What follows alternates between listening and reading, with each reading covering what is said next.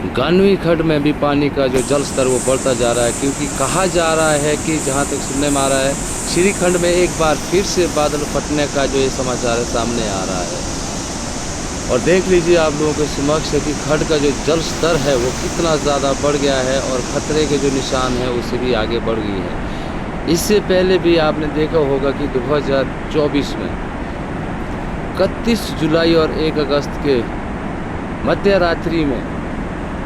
श्रीखंड में बादल फटने के कारण गानवी खड्ड का जलस्तर भी बहुत ज़्यादा बढ़ा हुआ था। इस बार भी यही मंजर सामने देखने को आ रहा है। जहाँ तक देखा जा रहा है कि 2025 में ये जो प्रकृति का जो कहर है वह बढ़ता ही जा रहा है। जिस तरह से हिमाचल प्रदेश में ये तबाहियाँ, ये मंजर और जिस तरह से बादल फटना, तो बहुत ही ज़्यादा भयानक दृश्य सामने आ रहे हैं और देखने को मिल रहा है। और यहाँ तक कि लोगों का कहना है कि जिस तरह से श्रीखंड यात्रा जारी की गई थी, इस साल भी श्रीखंड यात्रा जारी रखी गई, पर लेकिन लोगों का कहना है कि यह श्रीखंड यात्रा को बंद किया जाए, क्योंकि हो ना हो कहीं ना कहीं श्रीखंड में ये बादल फटने का कारण यह भी हो सकता है, क्योंकि श्रीखंड में जो यात्रा चली रहती है उसके कारण वहाँ पर जो गंदगी फैलती है, जिस कारणवश लोगों का कहना है कि उसी कारणवश यही एक वजह हो सकती है जिस कारणवश यहाँ पे ये बादल फटने का जो नज़रिया वो सामने आया है। बहुत ही बेहद दुखद बात है कि इस तरह से अगर यह तबाही का मंजर बढ़ता रहा तो जनजीवन पूरी तरह से अस्त व्यस्त हो जाएगा, जो कि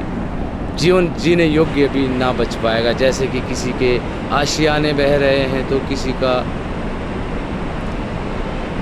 भूमि बह रही है और उनके बाग बगीचे बह रहे हैं। तो देख लीजिए आप लोगों के समक्ष यहाँ पर जो ये लाइव कवरेज दिखा रहे हैं, ये आपको गानवी से दिखा रहे हैं, जहाँ पर कि गानवी का जो खड्ड का रुख है बहुत ही ज़्यादा और बहुत ही उफान पर है और जल स्तर भी बहुत ज़्यादा बढ़ा हुआ है।